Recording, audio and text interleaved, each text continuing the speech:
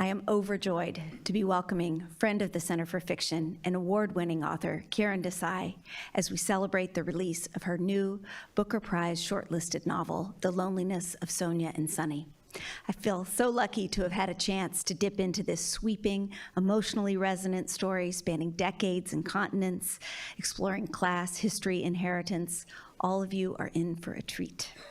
And of course, this isn't the first time her work has been met with accolades.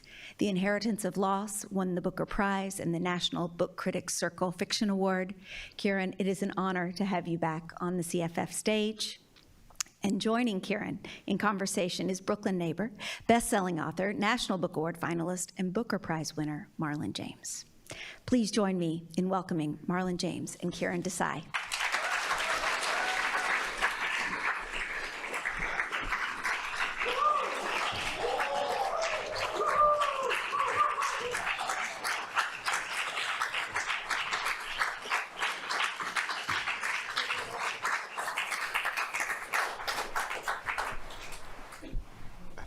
I think you broke the records for crowds for attendance. So nice. All my friends, I can see them from so many parts of my life. Officially welcoming you to the 600+ page club. I'm a permanent member. I know, Marlon. You know? I was just rereading 7 Killings, and the first thing I did was flip to the back. How many pages? 680. It's up there. It's up there. Yeah. But and is it your shortest book? No. It's the second shortest. Really? Yeah. It's funny. The book I just handed in, I said I was very ecstatic. It's my shortest book in years because it's 640 pages. Wow, my gosh, 40 pages shorter. I know, it's a downright bikini compared to all of my other books. I know. Is it true that you once said that you would never write a love story? I don't know that I said it. Yeah. It's out there in the world, right? That I said that. Uh-huh. I know, and I think it was writing a political book that perhaps allowed me to write a love story. Well, you're gonna have to explain that. Because Inheritance of Loss, so political. Mm-hmm. And then I thought that, actually, one of the reasons we read is to eavesdrop on those really intimate conversations. Mm-hmm. We read to go into that room. You're saying writers have no sense of boundaries? Yes. Mm-hmm. Yeah, an angry political novel is easier somehow, Really? Than to there's easier. I kind of agree with you on that. Yeah. And also, that's what we want to hear. We want to hear what, politically too, by the way, we also want to know what's being said about us behind closed doors. Mm-hmm. But it was a real challenge to write the love story, although the characters only meet a few times through the whole book. Mm-hmm. So, yeah. Yeah. So I was careful. I mean, there are just a few little passages here and there where they actually meet, but they were a challenge to write. Mm-hmm. Is love harder than politics? I think so. It makes you vulnerable too. Mm-hmm. There you are, it makes the author vulnerable. The characters are vulnerable, the author is vulnerable. And yet we we get our own vocabulary for these things from reading, right? Talk about some more about the writing. You said writing this book made you vulnerable, or you feel vulnerable? Yeah, to write a love story makes you much more vulnerable than getting on stage and talking about immigration politics. Yeah. And I was also drawing connections, between all the different love stories that affect Sonia and Sunny's love story. So the grandparents, the parents, all the different vocabularies for all these different relationships. I think I had to force myself to a different place as a writer with this novel. Yeah. Do you find that too? What, love is hard? Yeah. It's like, I remember I was writing my second novel, and my editor said, there's a love story in here I was like, dude, I don't do love. I'm a literary fiction author.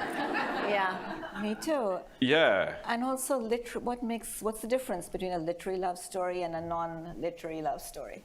You know, a happy ending. I thought I should make it I just think, ambivalent. I was going to say the difference is vampires, but. Oh, maybe. Maybe. Yeah. That's what I needed. Vampire. It's interesting because I just reread Pride and Prejudice, which I tend to reread every now and then. I read Jane Austen on the flight back to India. Yeah? That's my plane reading. Yeah. Which one was the last one you read? Oh, I don't remember which one was the last one I read. Maybe it was, I don't know, Sense and Sensibility, Pride and Prejudice. I go through them. Yeah. What brings you back to Austen? I grew up with Austen, so for me it's coziness. Yeah. You know, growing up in India, New Delhi, we read Jane Austen. Yeah, because we're around the same age. Did you do A-levels? O-levels and A-levels? I did O-levels. I left India 10th grade, and it was really the worst year of my life.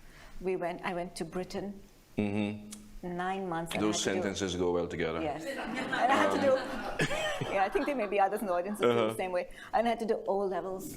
And then I left within a year and came to the United States. I was wondering if the Jane Austen was part of O-levels. It was part of the Indian syllabus. Yeah. It's weird because in the Jamaican syllabus we did O-levels, A-levels, and yeah, that's where we did it. I had to do this thing called Chaucer and the Major Authors. And one of the major authors was Jane Austen. Yeah, the world's greatest, or the greatest British authors we had to do. But yes, I'm steeped in Jane Austen. You know, it's ridiculous. But Sherlock Holmes, Agatha Christie, all of that was childhood reading on the train, the plane. Do you think those books still have some sort of influence on how you write? Probably. I mean, that was the English I grew up reading. You know, I remember hearing you, Marlon, once saying that at one point you thought you were speaking or writing like the butler. Yeah. Damn, you're really googling me. Well, I don't know if you come across this. I know, and I was talking to some people, including people who may be in the audience, about the type of English we grew up with. Yeah. And it wasn't until I came to London I realized I sounded like the butler, because we learned this very sort of servile English. Yeah. Yeah. And actually, I can turn it into a question. How important is language to you, and how your characters sound, the novel as well? Yeah, so it's a real question, no, about Indian English, but also, I mean, talking of Jane Austen, two things, the language, and also, you know, also growing up thinking that a novel is tied to place and tied to like a living room, that cozy living room, Jane Austen style. And then thinking, and then reading other writers and thinking that, you know, how do you get the novel out of that living room? And how do you get it on the road? How do you write about migration? How do you push it out of there? How do you change the language? Because early Indian writers writing in English, you kind of had to write that way. And then along came Salman Rushdie and changed the language on the page. Yeah, I had a Salman Rushdie moment. Yeah. Yeah, I was writing my first novel, and somebody was like, they were trying to tell me that my novel was bad.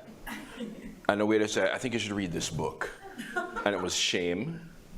Was that the first book? That was the first one I read. I was so appalled by it. Yeah. I was like, you can't do this in a book. You cannot do that in a book. And then I realized, oh wait, you can. Yeah. And you think of Naipaul, you know, who wrote beautiful sentences, like incredibly lovely sentences, but he didn't do that. He kept to that very, very perfect British English. Yeah, because I mean, my Mind you, I never miss an opportunity to shit on Nepal. But we got there really quickly. I'm glad you got there first. No, but in a sense that, because we're talking about language, and I think the sort of deal with the devil Nepal might have made was to sacrifice his own lyricism. If you read The Mimic Men and then read Bend in the River, it's almost two different writers, which is not necessarily a bad thing. But I think he sort of sacrificed a certain Trinidadness, Indianness. You mean that was in House for Mr. Biswas? I think it was more in House. I think it was still there in House for Mr. Biswas. But it was in Mystic Monsieur. Yeah, absolutely. Mystic Monsieur, The Mimic Men, absolutely Miguel Street. Yeah. You know, but enough about him. I have so many questions for you. I am very curious about why this novel is set in the 90s. Yeah, it's set in the 90s because, and partly I did kind of want to bring it all the way into the present. Right.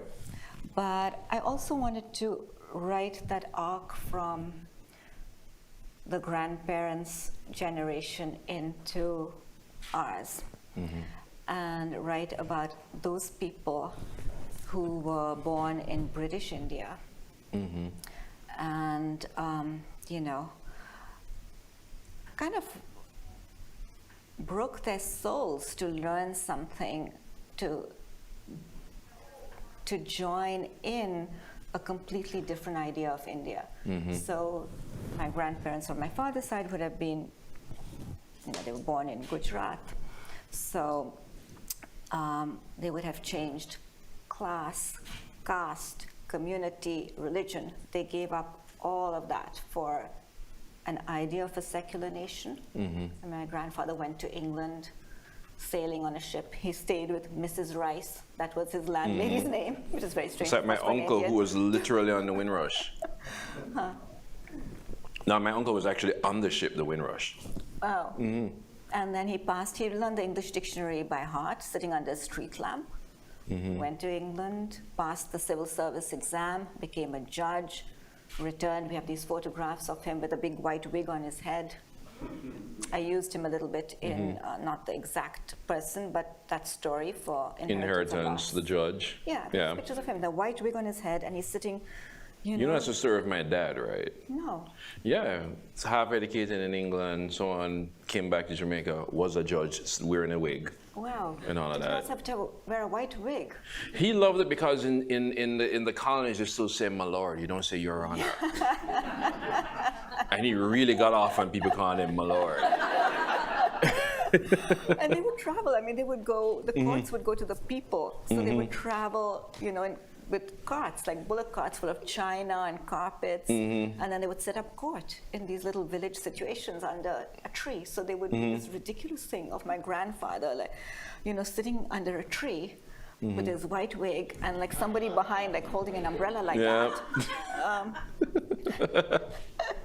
So yeah, but that was a journey. It was a crazy journey into different, you know, secular India. Yeah. When I was reading it, the sense I got from the 90s, one, because that decade is pretty resonant for me as well, but it was like it was like it was the last decade of a certain kind of fame, and it was like the first of a certain kind of loneliness. And that's two things that reoccur a lot in this book. I don't know if you could talk about that, fame or loneliness. You said it was the last year of a certain kind of fame. Yeah. Last decade, I think. Last decade of, you mean that celebrity? Like when Elon says, you know, you're either famous or you're nobody. Yeah.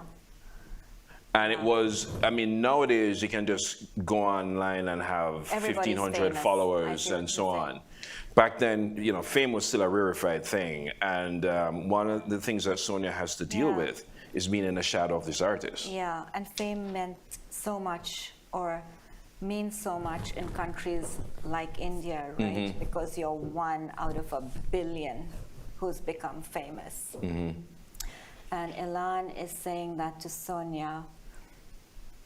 He says exactly this, that when you lose community, or you lose religion, and you don't, and the world is also changing, so you're not known in one place, through generations anymore. That you are no longer just automatically known, either in a religious context because you belong to a community that extends into the past and into the future, or because you never moved from a place. Right.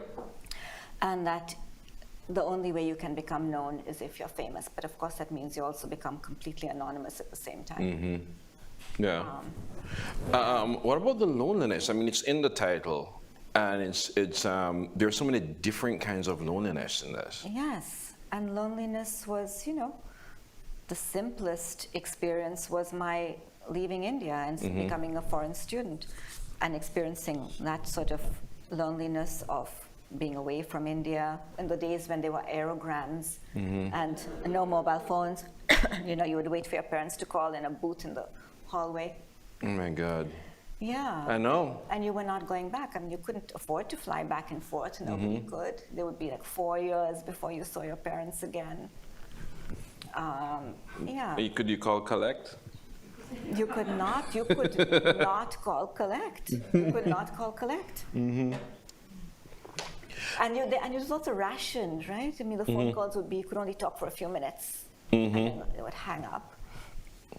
So there was that, but there was also, like exquisite artistic loneliness. I was alone. I was writing in the library in Bennington College in Vermont, reading, first experience of writing like that. Exquisite artistic loneliness.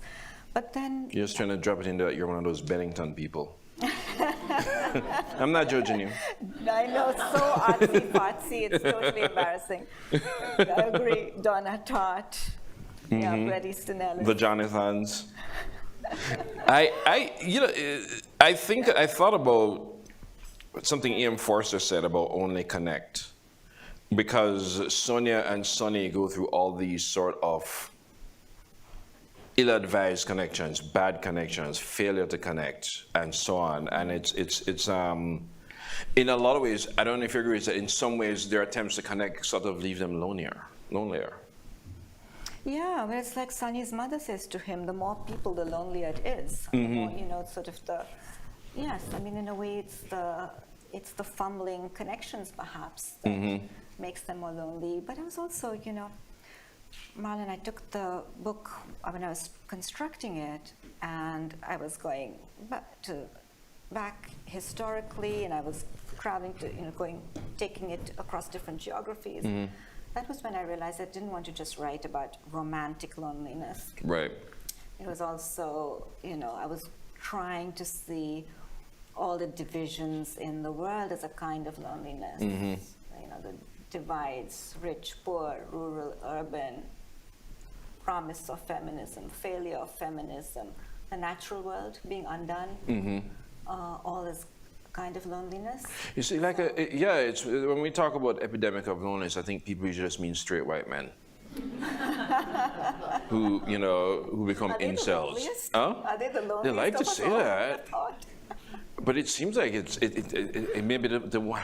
It almost seems like it's become our new universal language, in a way. Yeah, and yet also this Albana from Albania. There's a character in the book. Sonny keeps when his girlfriend leaves him for all the right reasons, he's going to drink in this Brooklyn bar, and there's a bartender from Albania who, of course, is grown up in the dictatorship.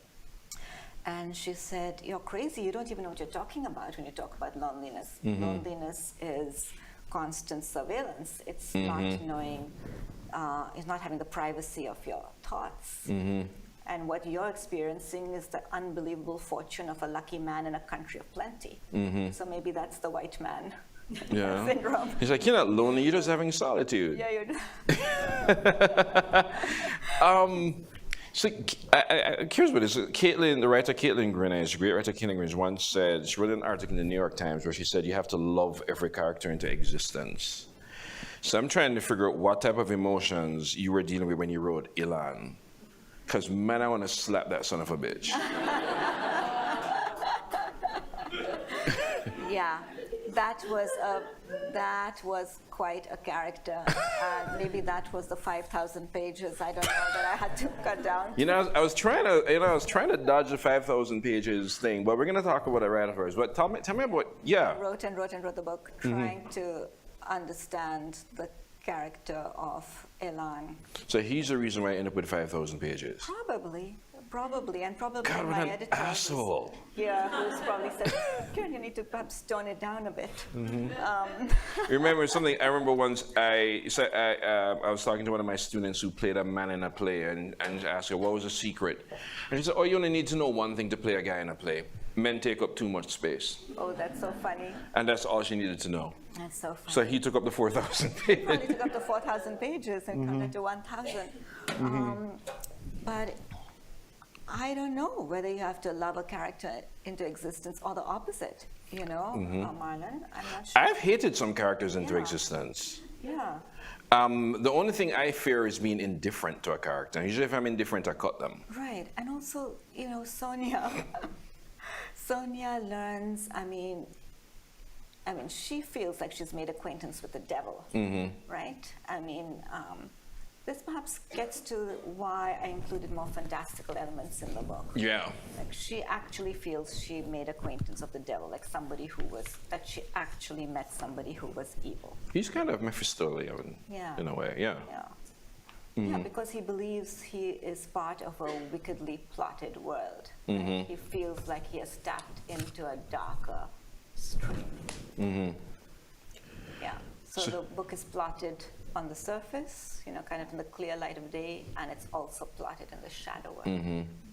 I'm curious about your treatment of characters and how they appear and how you use them. There are more personality in Two Pigeons in this book than from Updike's Woman.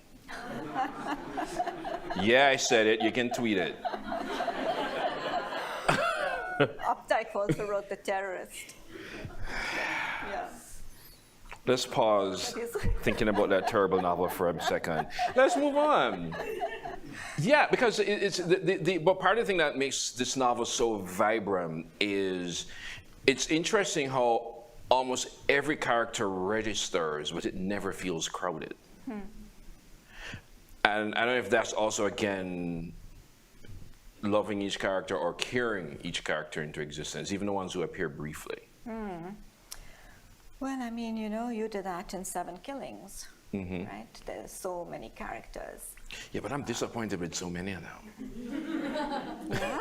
Oh, got it. My characters disappoint me all the time. They're such shitty people. I had my share of shitty people.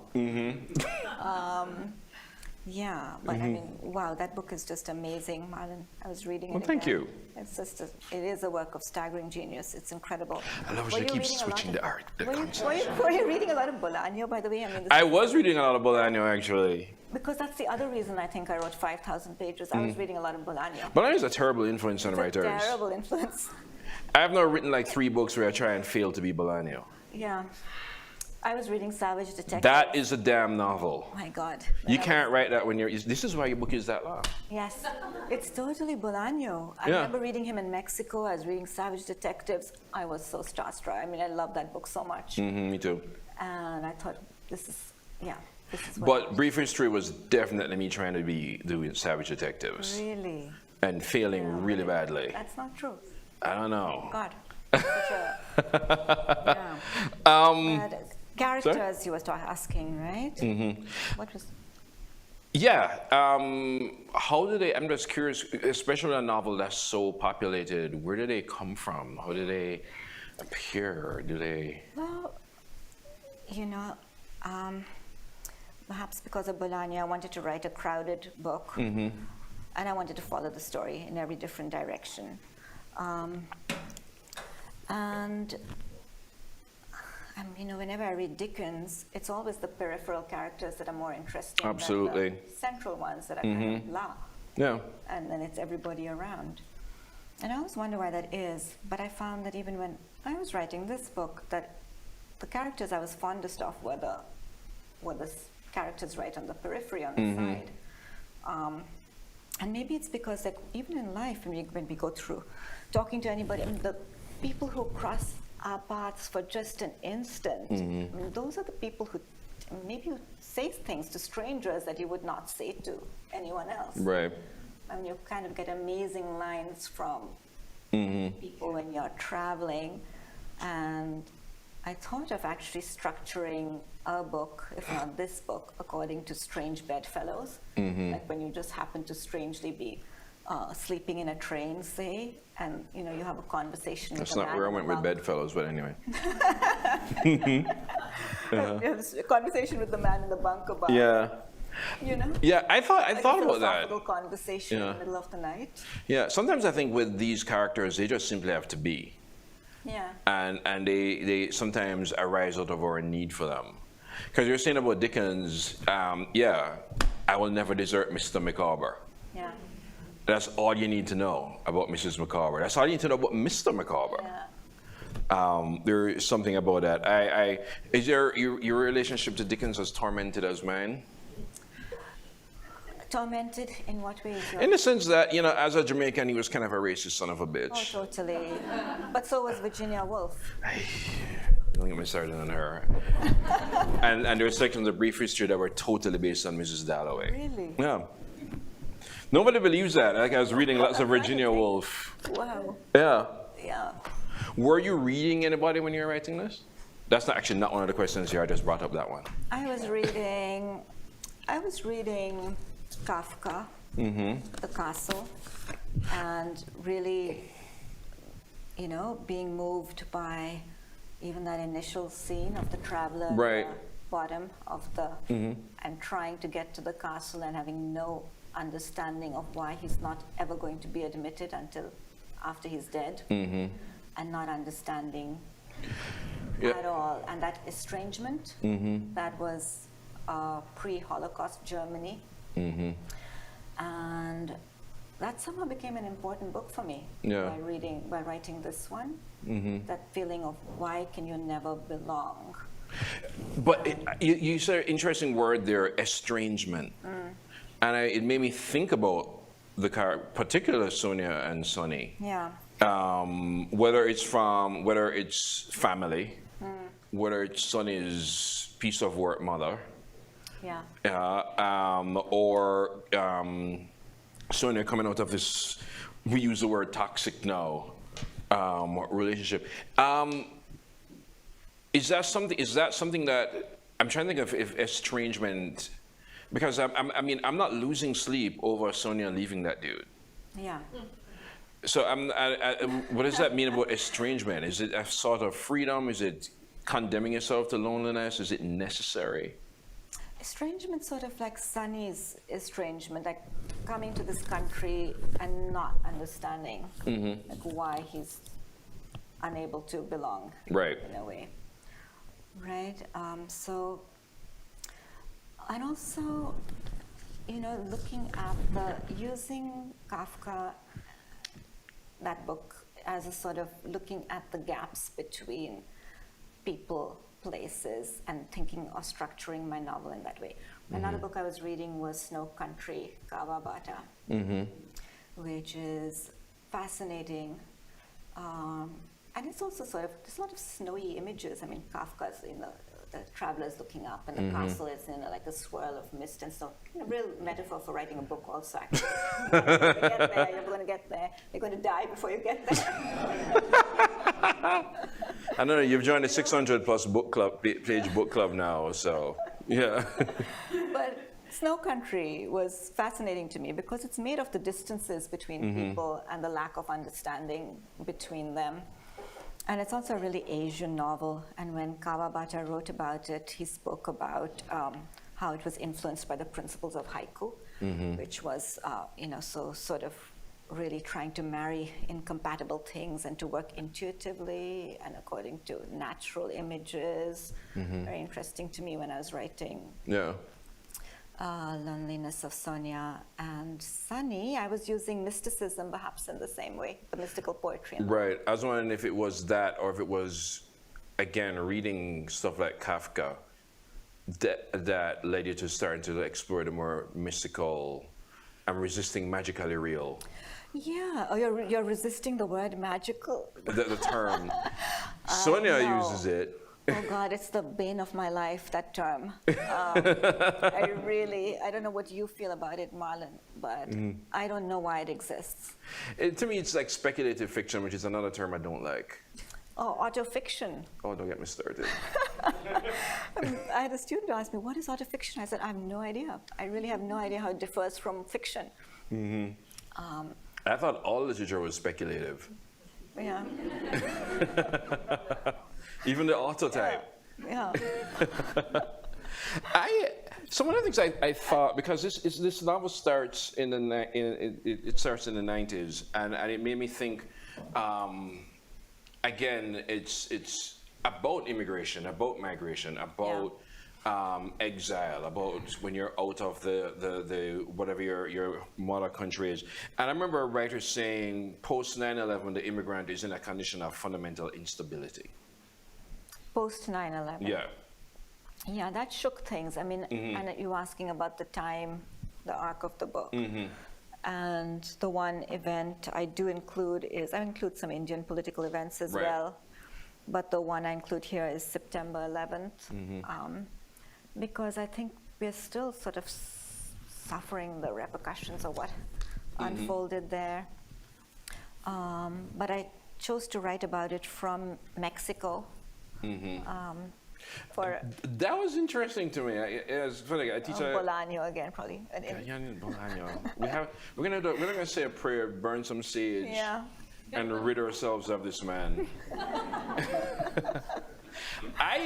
One of the other characters I am curious about. They're characters I like in spite of themselves because I see a lot of myself in them. Mina. You see yourself in Mina Mina Foy? in a way, yeah. How on earth? Because in the Mina sense, Foy is a divorced I know. 50-year-old auntie Yeah, you don't see the similarity. living in her parents' home. You really? You don't see it? She'll never leave the veranda of her parents' This house. is the thing. I look at Mina and I go, oh my God, I could have been you. Wow. And I don't know. I kind of feel for her. I feel She's for an her. incredibly tender character to me. She is, and she's her loneliness is interesting because she's in the midst of family Yes, and thoroughly alone. thoroughly alone. And that, which I understand, that's something I fully empathize with. Yeah. And she also She only, what endures. friends does she have? She has a lamp that she loves, like a pink painted lamp. And that's Listen, her. don't yuck her young. Hairy legs under her sari. Yeah. But yeah. She gets comfort from that little rubbing action. Yes. I'm not, you know what? Listen, I am Team Mina, I'm defending her. Yeah. Yeah. She actually reminds me of, when I was writing this character, of, well, not only of a lot of women I actually knew in India, but also you remember Truman Capote's aunt in A Christmas Story? Yeah, that really tragic, childlike aunt. Yeah. Yeah, but... Is yeah, Mina a very cautionary tale? No, in what way? No, I'm just asking, because you said, you brought up your tragic aunt. My tragic aunt. No, A tragic aunt in the Mina Foy being a tragic aunt. Oh, you mean a cautionary tale perhaps to Sonia? Maybe, yes, in that but this is also based on my own beloved auntie. The Sonia would climb up into bed because they had to share a bed when she visited the grandparents' house. And, there was always, the bed in those days was covered with a mosquito net. And there would always be one mosquito that gets into the net. Yep. Always, like just when you think you're safe, that mosquito comes. And you have to try and kill it all night. You're like thrashing around trying to kill that one mosquito. Yeah, no, because I get a slap on my forehead, and they go, mosquito. I'm like, I don't believe you. And that's when this aunt with stories tells Sonia, right? All the cautionary tales she has, tells her that men are actually wolves in disguise. And Sonia says later at one point, she said, that condemns you because, of course, you swore straight to the wolves because, a fairy tale compels you love the light, but you also secretly love the darkness. And you need both, right? Yeah. Yeah. Yeah. Sonny is a journalist, and Sonia is, at least, are aspiring to be a novelist. Was that coincidence that you ended up with a book about storytellers? You know, I don't know what I was doing really, because at one point it was getting so confusing.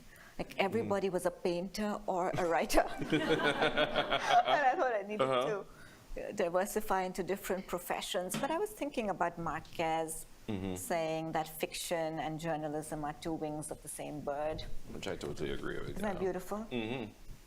Yeah, and you read Marquez's memoir, which I only read after I'd finished Loneliness of Sonia and Sunny. It was kind of a treat. Yeah. I gave myself. It was just an incredibly beautiful book. So Living to Tell the Tale? Yeah. Yeah. But yes, both Sunny and Sonia are both trying to get after the truth in different ways, but also figuring out how to tell their own story. And Is Sonia kind of refusing to tell hers? but she has a big obstacle, I guess, in her path, which is the fear of how her work is going to be perceived. Because the secret structure of the book is also who is captured by whose gaze. Right. When it comes to journalism, when it comes to art, when it comes to the news, when it comes to nations, you know, who gets to tell the story and who is who's capturing you. So Sonia is sort of in that Elan's gaze, in the eye of this Elan, but also he is also in terms of the audience, you know, she's so conscious, self-conscious of the terms, Orientalism, exoticism, magic realism, that she finds it hard to tell a story that is accurate, given the obstacle of these words, which is actually somehow close to my own experience. When I think of the arc of my writing, my first book, which I thought was completely realistic, was immediately labeled magic realism. And it's about a man who climbs up into a tree and lives Baron there. in the trees. Like Baron in the trees. But it was also based on a real life hermit in India who climbed up a tree and lived there. And he would lower his head down like a dirty foot in blessing. And politicians would visit him, including Indira Gandhi. And so I thought it was a realistic book. There may be one line that isn't realistic. Yeah. But remember, when you read Living to Tell the Tale, Marquez's autobiography, it's not that much different from his novels. Not at all. And he said it, so, you know, because he always considered himself a Caribbean writer, which I totally accept. But he said if you grew up in the Caribbean, you realize reality is wilder than a stranger's fiction. Yeah. And that it's, yeah, you're right. It's somebody that would pick up Hullabaloo and think, oh, you're the new magical realist. Yeah. Yeah. And then, you know, I was sort of perhaps persuaded by the arguments against magic, what they call magic realism, although I don't know what the term means. I don't know what they're talking about folklore, whether they're talking about legend, whether they're talking about myth, whether they're talking about religion. It makes no sense to me. But, yeah. Yeah. Does, I'm all over the places with these questions. Does the experience of migration or immigration or leaving, returning, leaving, is the effect on Sonny, say, different from, say, it was on the judge in Inheritance? The judge in Inheritance, well, that was like one massive journey, right? It wasn't a continuing, it wasn't moving between landscapes constantly. And I think what Sunny is facing as a journalist is the fact that the news changes form, it morphs form as you travel from country to country. You know, a story that's true here has got nothing to, it's reported in a completely different way on another side of the world. Right. So it's very destabilizing for him. Whereas the judge, I think, has just almost become, you know, a figure of fun. The British have left India, and there he is, this Indian man who's sort of broken his soul to become an Englishman. That's what, not to go to Inheritance, but one of the reasons why that book resonated, that in the Commonwealth, there are a lot of judges. Yeah. You know, you'll find them in Nigeria, you're going to find them in Jamaica. Yes. They all speak what I call Atlantic Black. Yeah. And they say things like future and so on. And you see it, it's this sort of, I gave up one country, but I got displaced by the other. Yeah. And I thought about displacement because in some ways it seems as if Sonia and Sonia are doing it to themselves. In a way that they're displacing themselves. At least that was the sense I got sometimes. Like, is not even displacing, is when Sonia's in that relationship with Eli, is she reducing herself? She's definitely displaced. Yeah. She's displaced. Whether she, for whatever reason, I mean, whether she does it to herself, but two things, right? One, we have experiences that displace our sense of self. But we tend to speak of them in terms of traumatic histories these days. Right. Right. That identity politics, that you better reclaim your identity. It's been displaced because of colonialism, imperialism, traumatic something or the other. But what we forget is that we often seek out this displacement. You know, that's also, that escape is something we also long for, and in that, we seek it out in religion, in love, in dream, metaphor, all these different ways. Yeah. Is Sonia seeking for it more than Sonia? You know, I feel like sometimes they're seeking out loneliness because loneliness is a time of self-transformation, right? It's the time when you can transform yourself. So it's a necessary loneliness, Right. if that is your desire. And Sunny is escaping not only his mother, who has her eyes on his back all the time. Talk about gaze. I was going to talk about the parental gaze is one of the gazes in this the book. parental gaze. Yeah. And she is not letting go of him for a second. But he's also trying to escape the corruption of his family in India, Yeah. trying to outrun it. And he's also been brought up as an extremely privileged, westernized Indian, one who doesn't even know his own country, right? He's never touched his own country. He's never been in a bus. He's never been to a public toilet. He's not even really eaten the food. He's been brought up to leave, as have many of the kids in this book. I think one of the, somebody observes that in the living rooms of this class, there are no children in the living rooms anymore. They're all in Siemens and in McKinsey and in Sloan Kettering and in Oxford and in... It's a part of the book I think is, I'm paraphrasing, only people who have cleaned their own toilets can appreciate reading novels. I think that's true. Do you think that's true? I mean, I've cleaned my toilet all the time. Me too. So. Me too, so we're real novel readers. That's why I'm thinking that that is it, right? You clean your toilet, you feel sympathy for people whose work it is to clean toilets. In India, it's a caste thing as well. When you're cleaning your toilet, Gandhi made a point of cleaning toilets. And I think one of the characters said that Gandhi managed to get rid of the British, but he didn't manage to teach Indians to clean their own toilets. And then it goes on to say that a toilet cleaner is a novel reader. Because if you have this idea of human rights, you clean your toilet, you have an idea of human rights, you have sympathy for human rights. Yeah, you read a novel, you clean your toilet. That's my feeling. And that's why I think Indians do not buy novels, and that is so few. That's why the sales of fiction on the subcontinent are so dismal. I think you should have a book. Because people don't clean their own toilets and don't want to clean their own toilets, and their world will collapse. What do you say? You can marry. You can buy a book, get 2 toilets or something. You know, or buy a book, get some toilet paper or something. I don't know. Good Lord, I think we're almost out of time. Yeah. Oh, that's right. There's a big, huge clock right here. I know. I think this is, God, I was going to go find a question. I have 2 more pages of questions. Wow, Marlon, I'm amazed. Actually, even as much as I can't stand Ilan, I'm going to ask another Ilan question. Ilan is a shitty person, but he does lead to transformation of the character. And is he in the end a good character, a force of good, or how do we read him? When shitty people make you...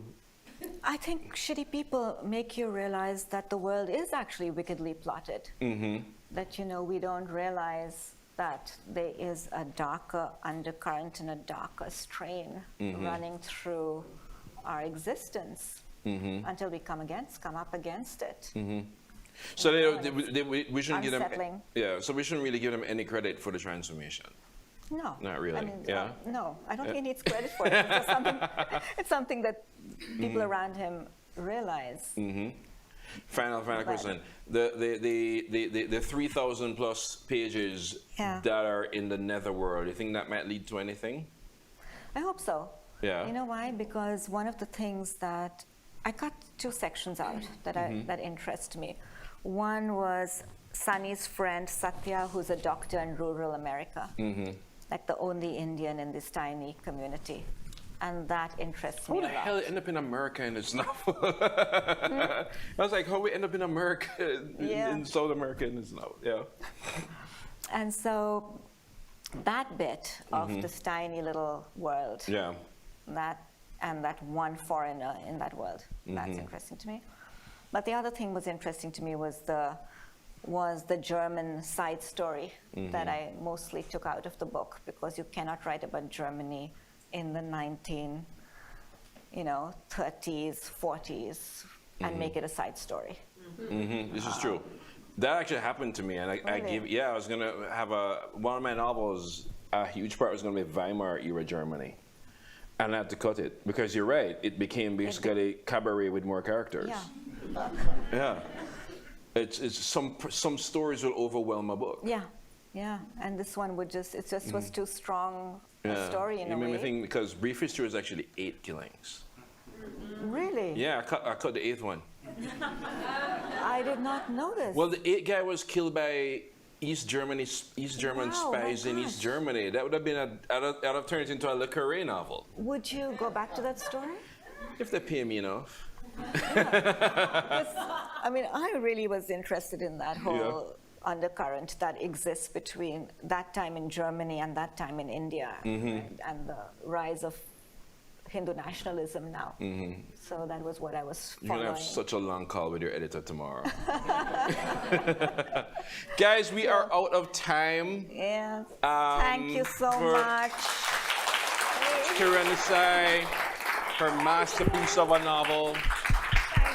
Thank you, Marlon. Thank you, absolutely. So much. Thank you all so much for this gorgeous conversation. We will let you all exit the stage, and then I'll give some stage direction. All right. Thank you. Thank you so much. Thank you. Thanks.